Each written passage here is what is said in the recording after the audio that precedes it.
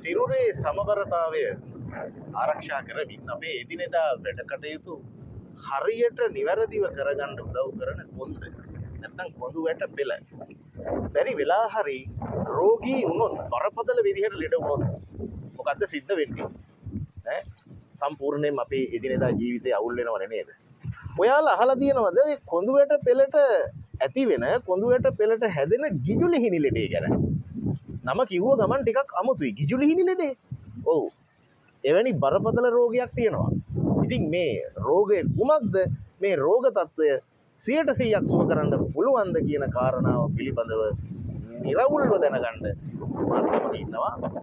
කඩවත ඇල්දෙනියේ මහසෙන් කොඳු වැට හදන ගෙදර මහසෙන් කාන්දවලාරච්චි වෛද්‍යතුමා. ඉතින් දැන් මං කියවනේ ගිජුලිහිණි ලෙඩේ ගැන. වෛද්‍යතුමා මේක මේ පක්ෂියෙක්ගේ නමින් තියෙන්නේ. ඇත්තටම මේ රෝගීදි මොකද්ද වෙන්නේ? මේකයි ඕක අපේ පුරාණ සිංහල වෙදකමේ කියන්නේ ගිජුලිහිණි ලෙඩේ. ඒක ගිජුලිහිණි ලෙඩේ කියලා කියන්නේ ගිජුලිහිණියාගේ ගමන් කරන විලාසයෙන් තමයි ඒක රෝගියා ගමන් කරන්නේ. කකුලක් උස්සනවා, පැත්තට තියනවා, ඉස්සෙනවා.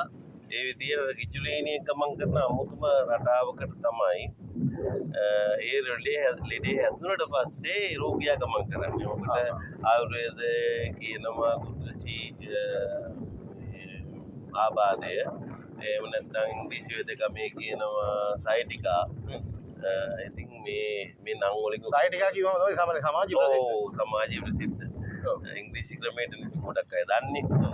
ඉතින් මේ නම් දෙක තුනෙන්ම කියන්නේ එකමික රෝගයක්. මේක කුඳුවැට පෙළේ පහළ කොටසේ කුඳුවැට පෙළ පහළ කොටසේ අස්ථි පහක් තියෙනවා.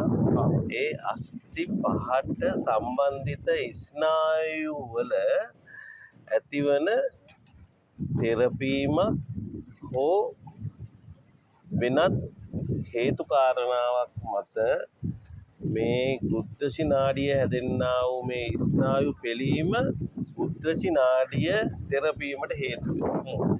ඒ තෙරපුණාට පස්සේ උද්දච්ච නාඩිය තමයි අපේ ධනිස් සංදිය, උකුල්ලට සංදිය, වල්ලුකර සංදිය සහ ඇඟිලි. මේවට සංඥා නිකුත් කරන්නේ මේවා හරියාකාරව ක්‍රියාත්මක වෙන්න. එතකොට ඒක නිකන් අර උද්දච්ච නාඩිය කියලා කියන්නේ යම් කිසි අර නිල ස්ථානයක් හා සමාන දෙයක්ද නැත්නම් මොකද්ද? නෑ.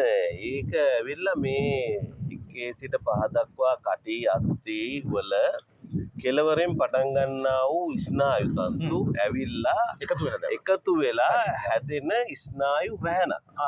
ඒක ස්නායු රැහැනක්.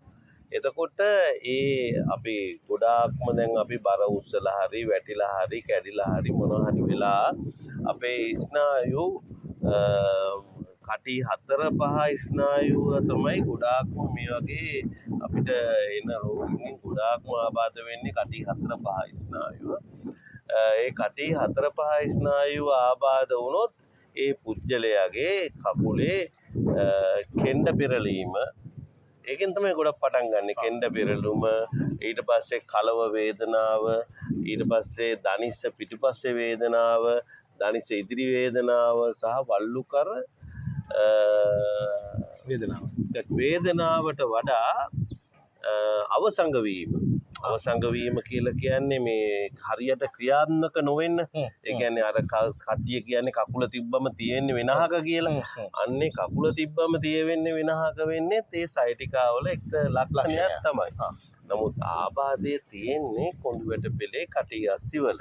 එතකොට තමයි ඔය ඒ කටි අස්ථි වල තියෙන අන්තර කසේරුකා මඩල තෙරපුව සුව කරන්න තමයි ඔය ඉංග්‍රීසි වේදකමේ සල්ලි කර්ම කරන්න ඕනේ කියන්නේ. ඇණයක් දාන්න ඕනේ, ප්ලේන්ට් එකක් දාන්න ඕනේ. ඒ කියන්නේ ඒකට තමයි.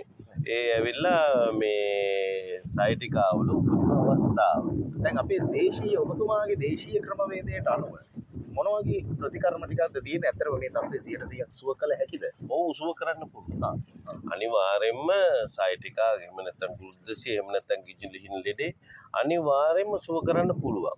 ඒ කිසිම අනතුරක් ආබාධයක් නැතුව, කපන්නේ කොටන්නේ නැතුව හරියාකාරව මාස 3-3මාරක් හරියාකාරව ප්‍රතිකාර කරනවා නම් උද්දච්ච අවස්ථාවේ උපරිම අවස්ථාව වුණත් සුව කරන්න පුළුවන්.